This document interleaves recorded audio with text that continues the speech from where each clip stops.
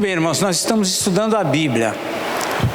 Nós começamos a estudar a Bíblia, nós terminamos o estudo da Bíblia, na verdade, em 2017, depois que nós passamos 19 anos estudando a Bíblia.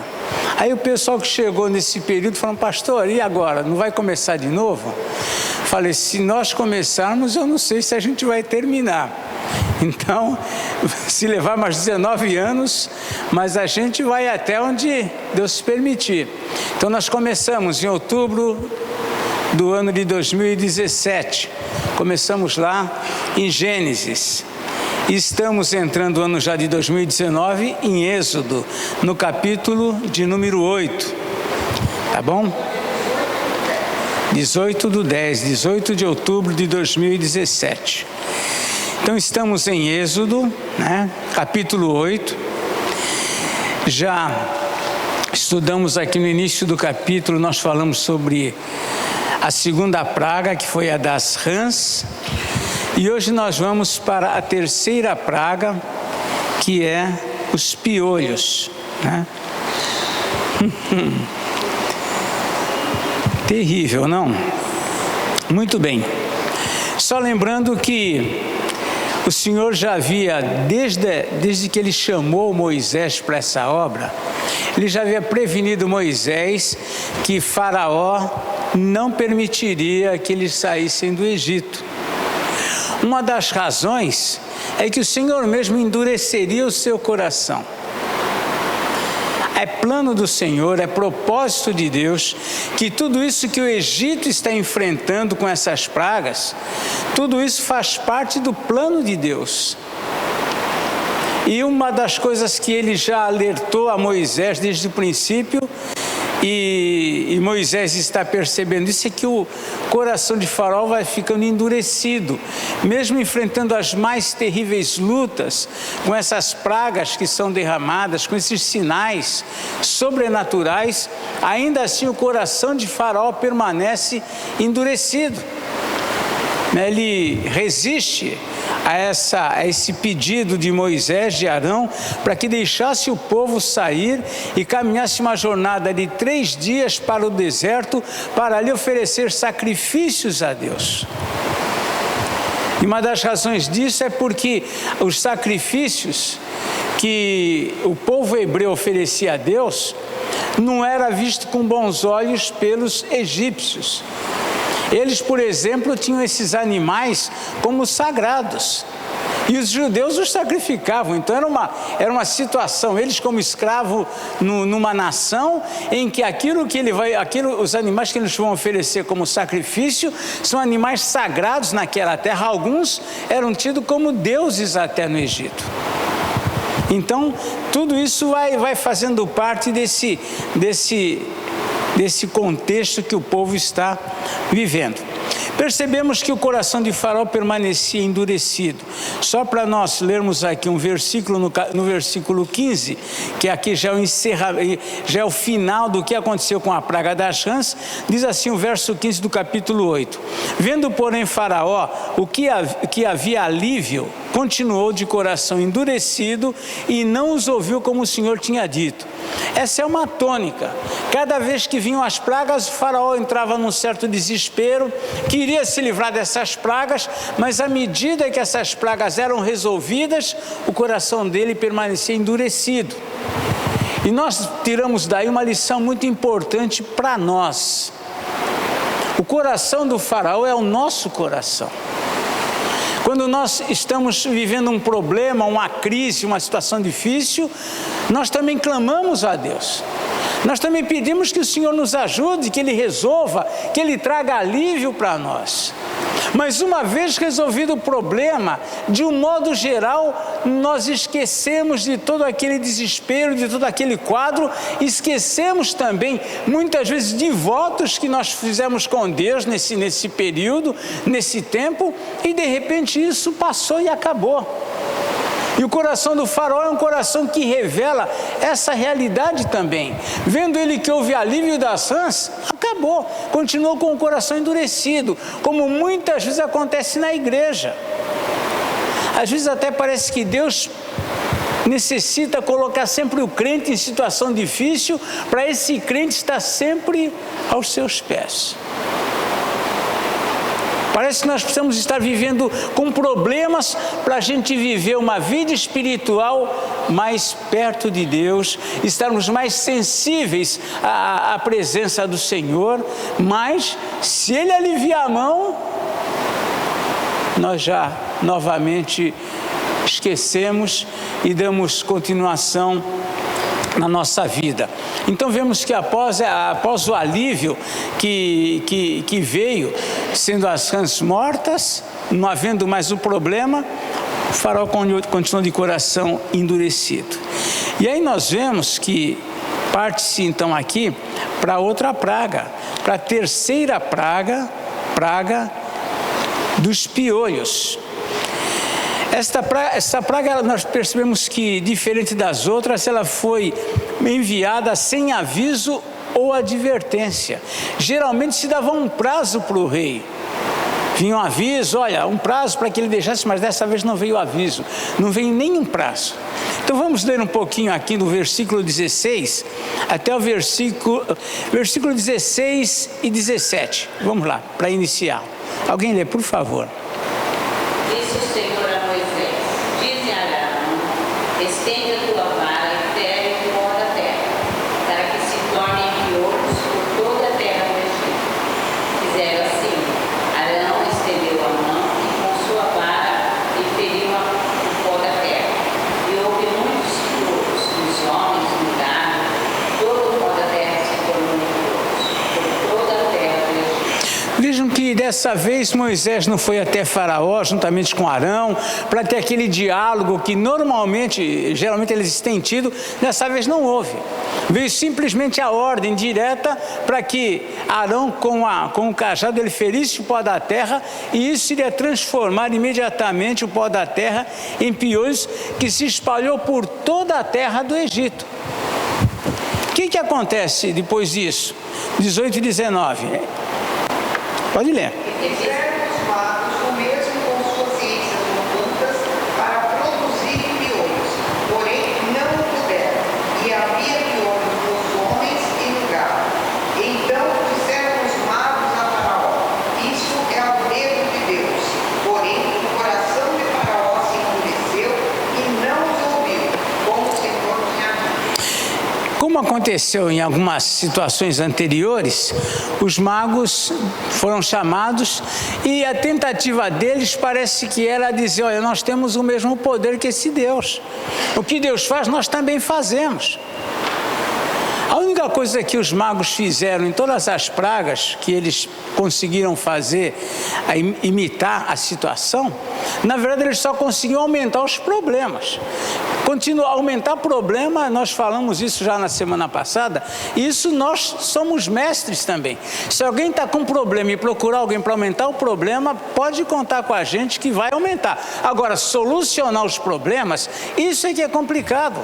E os magos, o que eles faziam, tão somente eles só contribuíam para aumentar. Vamos multiplicar as rãs? Eles multiplicaram rãs, vamos fazer isso. Eles criavam os mesmos problemas, mas não conseguiam trabalhar para conseguir a solução. Mas nesse contexto aqui dos piolhos, eles foram tomados de surpresa aqui. Por quê? Eles chegaram, fizeram os mesmos com as suas ciências ocultas, tentaram lá da mesma forma como antes reproduzir aquilo que a praga estava fazendo, mas dessa vez eles não puderam. Nós falamos nas semanas anteriores que era uma coisa muito interessante. Os magos conseguiram também transformar varas em serpentes. Como é que pode isso? Né? Eles conseguiram, como nós vimos lá na primeira praga, né? Lá que as águas se tornaram em sangue, eles também fizeram o mesmo. Como que eles conseguiram fazer isso? Nós sabemos que o adversário ele é poderoso. Sabemos que também o homem não faz nada sem que Deus permita. Por alguma razão, Deus permitiu que esses magos, esses sábios, fizessem o mesmo com as suas ciências ocultas. Mas, na verdade, isso só contribuía para endurecer o coração do faraó. Não era nada que edificasse. Não era nada que fizesse um bem, pelo contrário, contribuía para que o faraó e o povo continuassem de coração endurecido. Dessa vez, entretanto, com respeito aos piolhos, vimos que, embora eles tenham tentado reproduzir ou produzir piolhos, eles não puderam. E então, qual é a conclusão deles? Isto é o dedo de Deus. Parece que às vezes, não às vezes, mas sempre, nós temos que passar por lutas que não conseguimos resolver, para que a gente possa ver de alguma forma a ação de Deus naquilo que porventura foi solucionado. Senão nós não vemos. Enquanto eles conseguiam reproduzir, eles não viam o dedo de Deus, a mão de Deus. Mas dessa vez, pelo fato de eles não conseguirem fazer aquilo que essa praga produziu, eles então vêm a reconhecer: isto é o dedo de Deus. Quando nós vemos hoje o mundo caminhando e crescendo tanto, prosperando tanto, quanto a ciência, quanto a tecnologia, vemos tantas coisas sendo realizadas, é interessante que ao invés do homem reconhecer que isso é dom de Deus para o homem, é capacidade que Deus deu ao homem, o homem com isso, o homem se torna de coração endurecido e começa a atribuir a si mesmo a condição de realização. Nós perdemos de vista, o homem perdeu de vista, o homem não considera, certamente o ímpio não considera, que sem Cristo, sem Deus, nada ele pode fazer. E muitas vezes nós cristãos pensamos da mesma forma. Pelo fato de conseguirmos muitas soluções nos dias de hoje, conseguirmos aliviar e muito algumas dificuldades que em tempos antigos não tinha condição, isso ao invés de tornar o homem grato ao Criador, parece que vai endurecendo o seu coração quanto ao poder sobrenatural de Deus. E assim esses homens, esses magos, Faraó e todo o Egito reagia diante do que estava acontecendo. Eles também precisavam ver algo que eles não conseguissem dar conta para entender que ali era o dedo de Deus. Eles não conseguiam ver de outra forma. Diante do fato de eles não puderem reproduzir aquilo que a praga criava, então disseram os magos a Faraó: isto é o dedo de Deus. Mas nem por isso também Faraó cedeu, nem por isso ele também reconheceu. Muitas vezes, mesmo o homem tendo conhecimento de que aquilo que ele está experimentando é algo que vem dos céus, nem por isso ele se dá conta. O povo de Deus, lá em Isaías, acho que 64, ele diz: Senhor, se o Senhor fendesse os céus, se o Senhor fizesse um milagre, certamente o povo iria acreditar. Isso é puro engano. Ninguém viu mais milagres do que o próprio povo judeu, como está vendo aqui, e nem por isso eles terão os corações transformados, nem isso, nem todas essas maravilhas que eles vão acompanhar agora no Egito, vai fazer desse povo um povo fiel, um povo crente, um povo que diante de tantas experiências, será um povo que vai confiar verdadeiramente em Deus. Não muda. Se Deus abrisse o mar hoje para nós reconhecermos: nossa, Deus realmente abriu o mar, é possível que amanhã nós pedíssemos para Ele fazer a mesma coisa para ver se nós acreditamos de novo, porque o coração do homem ele é inconstante. Como? Ele é endurecido naturalmente. Então nós vemos aqui nessa condição, nós vemos aqui o que o faraó estava vivendo, o Egito estava vivendo, nós vemos aqui os homens vivendo esta situação. Muitas vezes nós estamos vendo Deus realizar, tem coisas na nossa vida que nós falamos, só Deus poderia fazer isso, só Deus poderia mudar essa situação, só Deus poderia trazer esse livramento, mas de repente, logo passar o momento e nós nos esquecemos. Nada de novo. O povo no Egito vivia assim. Nós cristãos, infelizmente, muitas vezes vivemos também dessa forma. Então, vemos aqui que o faraó continuou, o coração dele continuou endurecido e não os ouviu, e vem essa observação aqui, como está no final do 19, como o Senhor tinha dito. Talvez para o povo de Israel, cada vez que Moisés voltava, olha, e aí? Porque uma coisa é interessante, é muito provável que essas pragas todas, a gente vai ver isso já na próxima praga, que essas pragas todas não estivessem atingindo o povo hebreu, tão somente os egípcios. Vai vir agora uma praga que isso vai ser declarado, mas não significa que as anteriores atingiram a eles. Mas a gente imagina que cada vez que Moisés e Arão voltava do palácio para o povo, e o povo perguntava, e aí? E o faraó, ele permitiu, ele deixou? Não. Isso talvez para o povo era como se fosse uma frustração. Como se Deus ainda não tivesse conseguido realizar aquilo que eles queriam, sair dali. Entretanto, isso que parece produzir uma frustração, na verdade, é o plano e o propósito de Deus que estava acontecendo. Às vezes nós também não percebemos isso. Para nós, o fato das situações não saírem como nós queremos, o fato das coisas não se desembaraçarem no tempo que nós estamos clamando, das coisas não saírem como nós temos orado, por vezes isso traz para nós uma sensação de frustração. Parece que Deus não nos ouve. No entanto, as situações não aconteciam como o povo queria. Fazia parte do plano de Deus que o faraó não permitisse que eles saíssem. Tem coisas na nossa vida que a gente fica se perguntando por que Deus não resolve logo isso?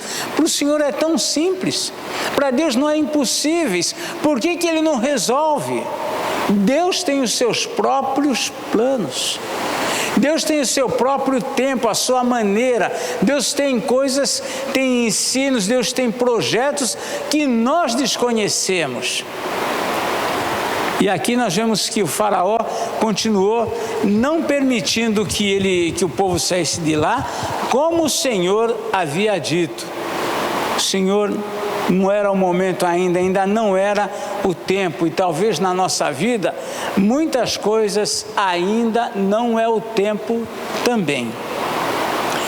Muito bem, vemos a partir daí que as coisas não param aí. Nós falamos a outra semana passada que tudo bem, veio o alívio de uma praga, veio, só que a história não acabava, vinha outras pragas. A vida da gente, passamos por lutas, aí vem o alívio. Que bom que veio o alívio. Mas saiba que enquanto você estiver vivendo, você está sujeito a que em outros momentos, outras crises, outras lutas você venha passar. Que vai exigir confiança, que vai exigir fé, que vai exigir permanecer na esperança, mas a vida continua e as pragas vão sucedendo. Vemos aqui então a quarta praga, que se refere agora às moscas. Vamos ler aí os versículos 20 a 22, 20 e 22.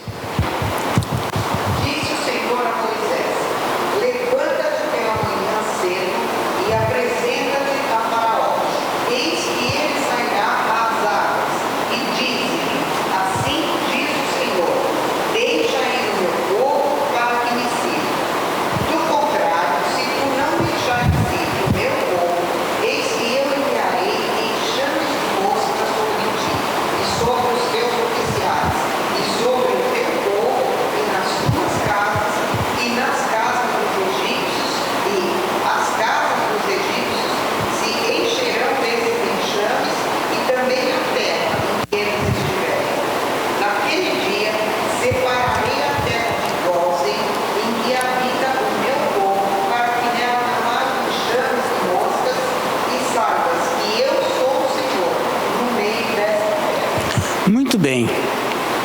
Então nós vemos aqui que é anunciada a quarta praga, e ela é antecipada por uma advertência. Dessa vez Moisés e Arão vão até Faraó, lançam essa advertência para que ele deixasse sair o povo para que servisse a Deus. E aí segue essa advertência acerca das moscas. Como sempre, o rei paga para ver, né? O rei, mesmo ele sendo advertido, já havia acontecido as pragas anteriores, 3 pragas anteriores já tinha vindo sobre o povo egípcio, agora é anunciada a quarta, né? Diz aqui no versículo 21, se tu não deixares ir o meu povo, eis que eu enviarei enxames de moscas sobre ti. Alguns estudiosos defendem que não seria propriamente moscas como nós conhecemos, mas um tipo de inseto semelhante a uma vespa. Até porque nós vamos ver que o efeito desses enxames vai arruinar a terra do Egito. Talvez se fossem as moscas como nós conhecemos, elas incomodam, mas não chega a promover uma destruição. Mas esses insetos, essas moscas, vão causar um problema sério na terra do Egito. Vemos ainda aqui nessa praga que está sendo anunciada, um detalhe particularmente muito interessante e também sobrenatural, que está aqui no versículo 22. Naquele dia separarei a terra de Gósen em que habita o meu povo, para que nela não haja enxame de moscas. Ou seja, as moscas vão entrar nessa terra, essas moscas ou vespas, mas elas têm um limite. Elas não vão invadir aleatoriamente o Egito. No versículo 23, pode ler o 23. Farei distinção entre o meu povo e o teu povo. Amanhã se dará este sinal. Farei distinção entre o meu povo e o teu povo. Então nós vemos aqui uma coisa muito interessante. Nós vemos nisto um domínio extraordinário de Deus. Nós sabemos que Deus domina sobre tudo. É isso que nós normalmente falamos, Deus tem o domínio sobre tudo, Deus governa todas as coisas.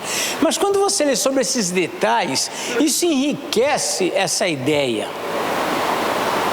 Porque Deus tem o domínio sobre essa questão a ponto de conseguir delimitar uma parte, né? Essas moscas iriam entrar, mas eles iam até como que pode isso?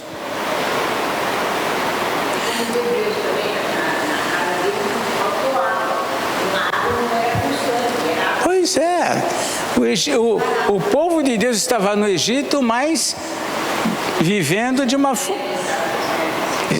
não estava envolvido nessas situações. Dar a ordem às moscas até nós damos. Sai para lá, mosca. Agora, a mosca obedecer a nossa ordem. Como que podem essas... Imagina as moscas invadem o Egito, aí de repente você vê que elas ficam só naquela linha. Eu recebi um vídeo um dia desses, talvez vocês tenham recebido, que esses vídeos rodam vão para tantos lugares, mas é o encontro das águas do Atlântico Norte, né, com o Pacífico. Aliás, do Atlântico com o Pacífico. Uma é escura e a outra é verde. Né? O mais escuro, outra verde. Mas a filmagem, eu nunca passei por lá, de repente alguém aqui já teve oportunidade de passar, mas esse navio, ele passa ao mar, você vê sendo filmado o navio cruzando essa linha exatamente da água verde do Pacífico com as águas mais azul escuras do Atlântico. Uma divisão que ele fala, como que pode ali respeitar, não se envolver, não misturar tudo e ficar uma coisa toda descolorida? Como que pode? E aqui, nós vemos aqui nessas moscas, que as moscas vão até o limite que Deus estabeleceu por elas. E Deus, né, nesse poder, nos ensina alguma coisa, algo muito extraordinário. Deus pode preservar cada um de nós de tudo aquilo que está envolvendo o mundo à nossa volta. Ele pode não fazer distinção se ele não quiser, mas ele pode fazer. O que o texto ensina é que Deus tem poder para fazer essa distinção. No Salmo 91 fala sobre essa ideia. Vamos ver o Salmo 91, versículo 7. 91, 7. Alguém chegando lá pode ler para nós.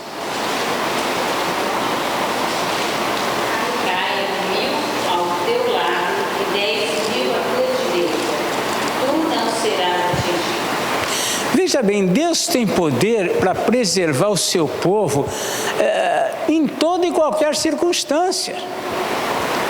Se nós não somos preservados, é só por uma razão, não era plano de Deus. Nós vemos ficamos às vezes desesperados, como se tudo tivesse fora de controle, como nada está fora do controle do governo de Deus.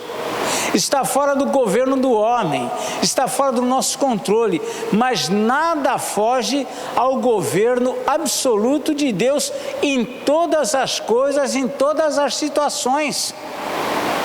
Quando nós estamos vivendo uma situação difícil, é importante eu lembrar, eu posso estar desesperado com a situação, mas eu não posso perder de vista que a situação está fora do meu controle, mas não do controle do Senhor, o nosso Deus.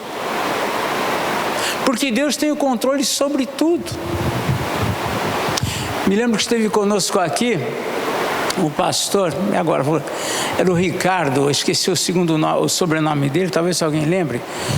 O Ricardo, que era lá da igreja do Jaraguá, ele é missionário, esteve no Afeganistão, e ele é um dentista, ele trabalha nessas equipes que atendem esses países quando são afetados por alguma catástrofe.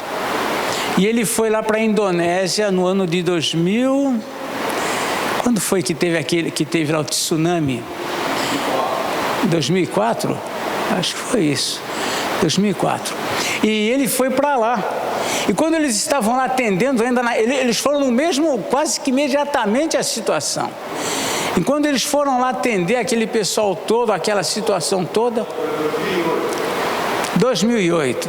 Eu estou indo com você, hein, Osmar? Se você me... Tá joia. 2008. Então o que acontece? Ele foi para lá. Morreram mais de 300 mil pessoas nesse tsunami. A população da Praia Grande, mais ou menos atualmente, foi o que morreu. Desespero. A maioria deles islâmicos, muçulmanos.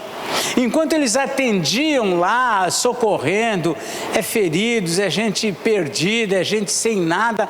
Então a conversa entre eles, e eles ouviram ali as pessoas falando, e o objetivo dele, também com esse grupo de cristãos que vão, tem a Associação Evangélica, acho que é AME, que também vai nessas situações, além de atender social, a questão social, atender aqueles, é evangelizar.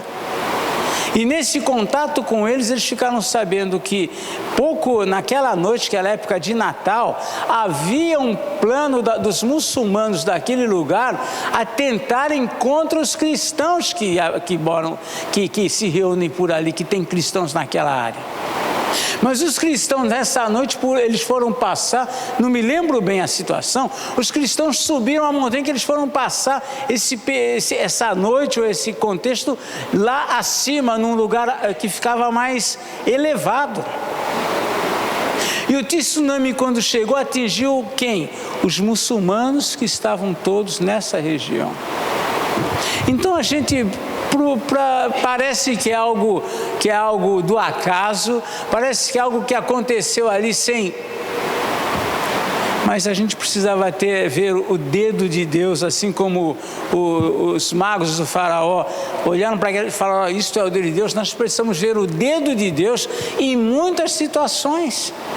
Não só situações grandes como essa, mas tantas outras situações que nós ouvimos, testemunhos que nós temos ouvido de tantos livramentos, talvez de pessoas do nosso meio que também experimentaram algo assim. Por quê? Porque Deus é um Deus que Ele tem o domínio sobre tudo, sobre todos, sobre as condições. As leis físicas estão sob o domínio de Deus. Não existe lei que seja uma lei natural que Deus não seja o Senhor. A lei da gravidade, que é a lei da gravidade para Deus, Ele faz o machado flutuar, não tem dificuldade, nada é impossível para Deus. E Deus está mostrando aqui nessa situação que está atingindo o Egito, não era só para envergonhar a nação do Egito. Primeiro, que era um país que não conhecia o verdadeiro Deus, eles precisavam saber que o Deus dos hebreus era o Deus verdadeiro. Eles precisavam saber isso. O povo de Deus, que também estava há 400 anos no Egito, precisava também ser despertado para esse conhecimento de Deus. E tudo isso que está acontecendo no Egito está contribuindo para que isso aconteça, para que Deus seja conhecido, para que Deus seja notado, para que eles conheçam o poder de Deus. Se nós fôssemos imaginar, não existia a saída do povo do Egito, nós iríamos perder toda essa riqueza de conhecimento acerca do poder de Deus. Tudo isso é parte de um projeto, do plano de Deus para se revelar ao mundo através de uma nação que Ele escolheu para, através dela, o mundo tomar conhecimento de quem é Ele. Então, essas coisas estavam acontecendo, é algo extraordinário. Deus diz aqui, Ele ia fazer distinção entre o seu povo e o povo egípcio, mostrando ainda que Deus tem o domínio sobre todas as coisas. Ele pode poupar-nos das adversidades que Ele desejar nos poupar, como também pode permitir que elas nos alcancem, se assim é o seu propósito para a nossa vida. Desta vez o rei não chamou os seus magos para tentar fazer algo semelhante, como normalmente ele fazia. Desta vez ele apenas tomou conhecimento do problema que estava criado, que era dos enxames que estava por todo o Egito. Pode ler um pouquinho aqui o versículo 24 a 26.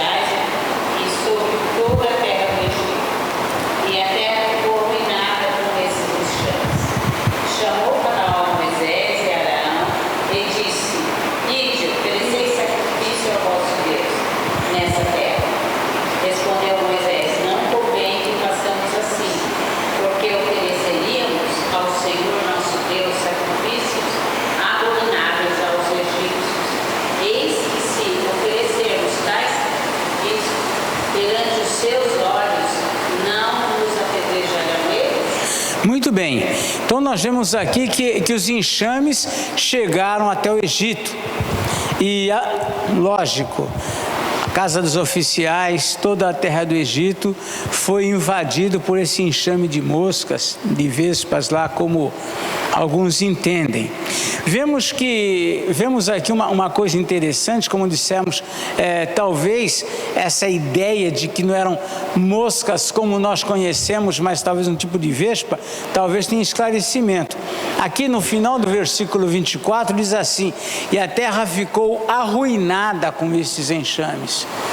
Então era algo que destruía. Não eram moscas, talvez não destruam, elas incomodam a gente, mas não tem esse poder de arruinar uma terra. Mas esses insetos que invadiu o Egito, eles arruinaram o Egito, arruinou toda a terra. Talvez era algo que destruísse objetos, plantações, ou sei lá, coisas desse tipo. E então vemos que o faraó, então ele ficou mexido, ele ficou afetado por isso. E ele chega até Moisés e Arão e diz aqui no versículo 25: ide ofereceis sacrifícios ao vosso Deus nesta terra. Aí nós já vemos aqui alguma coisa que Faraó ele estava sendo afetado, mas ele ainda queria deter algum poder nessa história. Ele sabia que o pedido, o que Moisés solicitava é que eles saíssem uma viagem de 3 dias no deserto para oferecer sacrifício. No entanto, o que ele diz aqui, né? Ide, ofereceis sacrifício ao vosso Deus nesta terra. Ou seja, eu vou permitir que vocês possam oferecer o sacrifício ao seu Deus, mas aqui. Ele vem, estabelece, ele quer ele mesmo aqui estabelecer a sua regra, os seus critérios. E isso, gente, precisamos pensar também sobre a nossa vida com respeito a isso. Muitas vezes nós nos declaramos servos de Deus, facilmente. Não, somos servos de Deus. No entanto, muitas vezes também essa questão de sermos servos, como declaramos, mas nós agimos do mesmo modo que o faraó com Deus. Somos servos, mas servimos como Deus quer que nós sirvamos? O que vocês acham?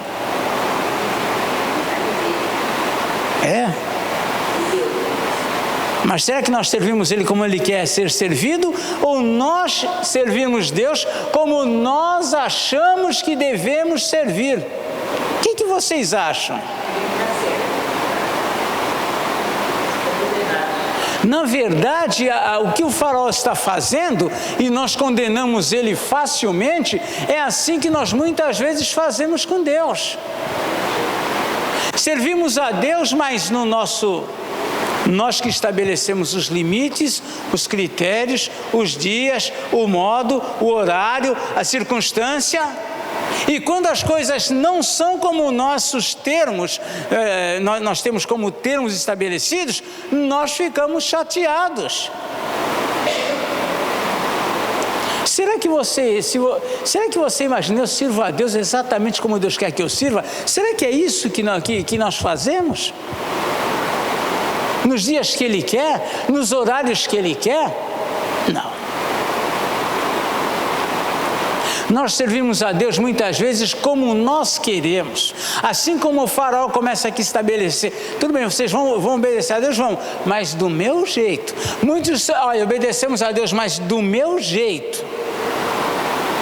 Nós sabemos muitas vezes o que Deus espera de nós.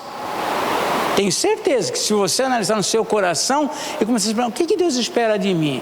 Pergunta para Deus, você vai ter a resposta, eu imagino, que você gostaria de ter. A questão é, você agora vai servir a Ele como Ele quer? Será que Deus não gostaria, por exemplo, que nós levássemos mais a sério falamos aqui a nossa leitura da Bíblia? Você lê a Bíblia todos os dias? Que servos somos nós? Que servos somos nós?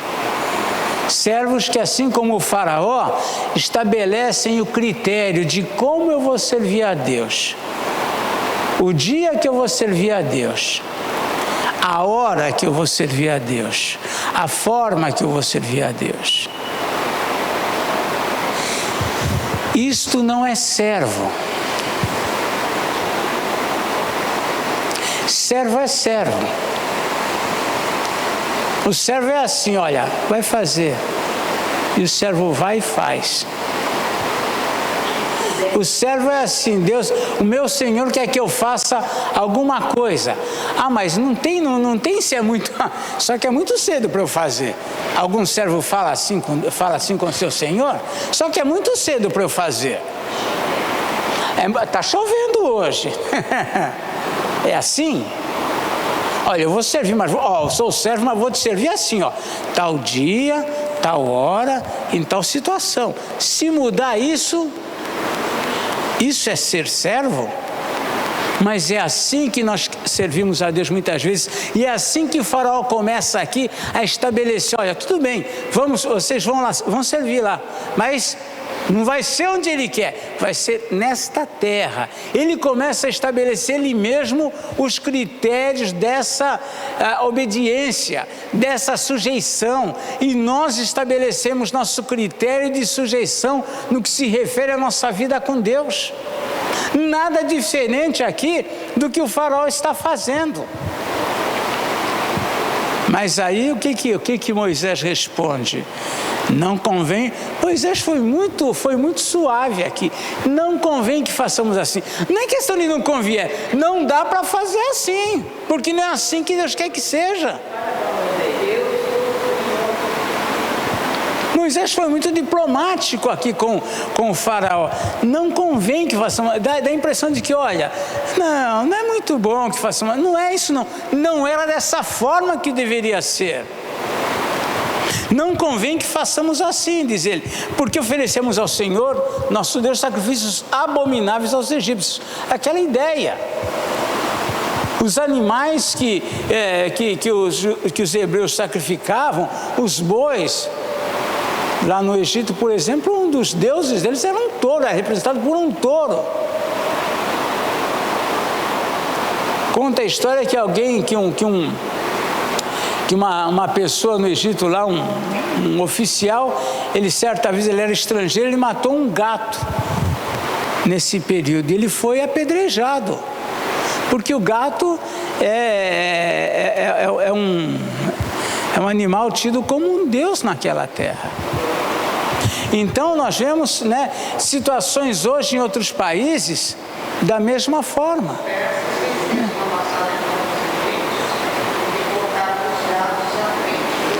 Olha, eu não li essa história, mas a Rosana está dizendo que os persas venceram uma batalha contra o Egito porque colocaram gatos na frente do exército. E para essa crença daquele povo, isso faz todo um efeito. Então nós vemos aqui o Faraó reagindo dessa maneira, e aqui, como diz Moisés, e se oferecermos tais sacrifícios perante os seus olhos, não nos apedrejarão eles? E ele acrescenta: temos de ir caminho de 3 dias ao deserto e ofereceremos sacrifícios ao Senhor nosso Deus, como Ele nos disser. É como o Senhor quer. Servir a Deus não é servir a Deus como eu quero. Servir a Deus é servir a Deus como Ele quer ser servido. Muitos dizem amar a Deus, adorar a Deus, mas o Deus que adoram é um Deus que eles estabelecem a forma, os critérios de como servir a esse Deus. Mas Deus não se submete à forma que nós estabelecemos. Os servos em toda a história nunca determinaram como é que eles iam servir. Os servos serviam como o Senhor determinava que eles servissem. Então, nós estamos aqui diante de um faraó que está resistindo. Então disse Faraó, pode ler o versículo 28. Então disse Faraó: deixar-vos-ei ir, para que ofereçais sacrifícios ao Senhor vosso Deus no deserto. Somente que, saindo, não vás muito longe, orai também por mim. Veja só, ele continua na resistência. Dando as ordens. Olha, mas tem que ter o meu jeito, parece a gente, né? O faraó parece a gente. Não, eu vou servir, mas tem que ser do meu jeitinho. Então eles, vocês podem, mas só que não vão muito longe. E acrescenta aqui ainda uma ideia, né? Dá a impressão até que o faraó estava se convertendo, né? Orai também por mim, né? Orai também por mim. É um pedido de alguém que se vê em perigos, não sabe como remover, mas é apenas uma questão superficial. É só para resolver o problema. Muitos chegam à igreja desse jeito, querendo resolver o problema. E Deus, na sua misericórdia, por vezes resolve. E depois que resolve, acabou o interesse, acabou a busca, acabou o senso de necessidade, aquela aparente dependência já não existe mais, e assim por diante. Então nós vemos que a palavra aqui de Faraó vai, mas não vai muito longe, continua ainda querendo manter uma rédeazinha. Mas Moisés respondeu a ele o seguinte, versículos 29 e 30. Respondeu Moisés: eis que saio da tua presença e orarei ao Senhor amanhã. Estes enxame de moscas se... Não, orarei ao Senhor amanhã. A pontuação aí é... Não é orarei amanhã, orarei ao Senhor amanhã.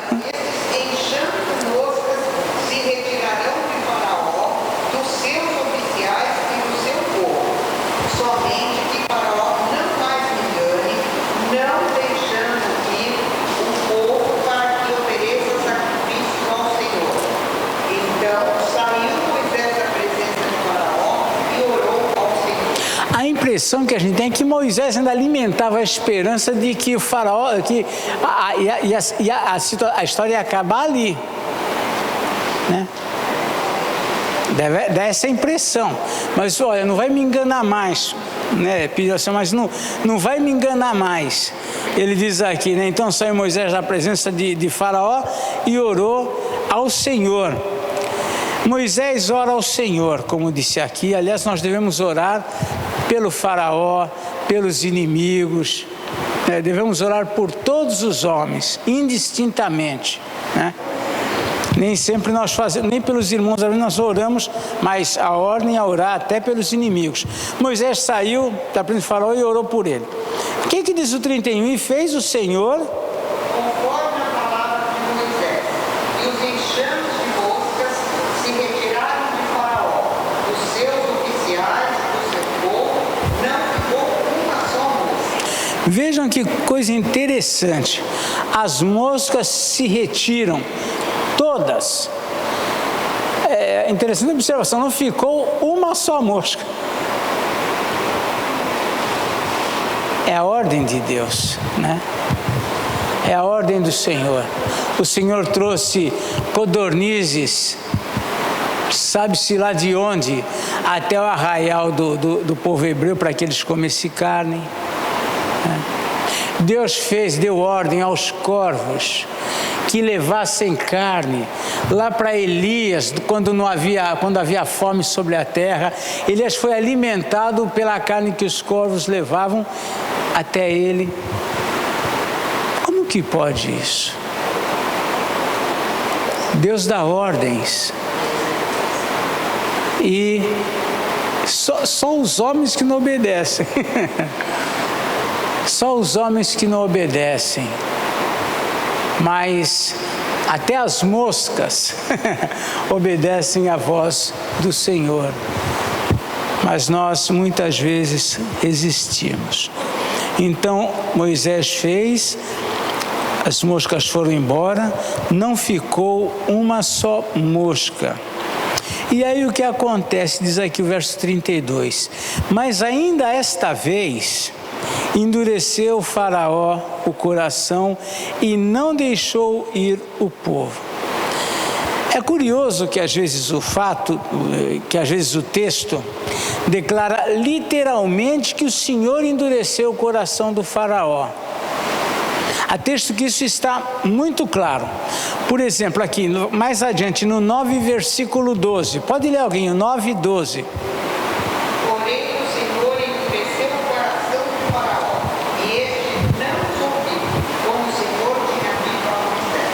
Muito bem, o Senhor endureceu o coração de Faraó.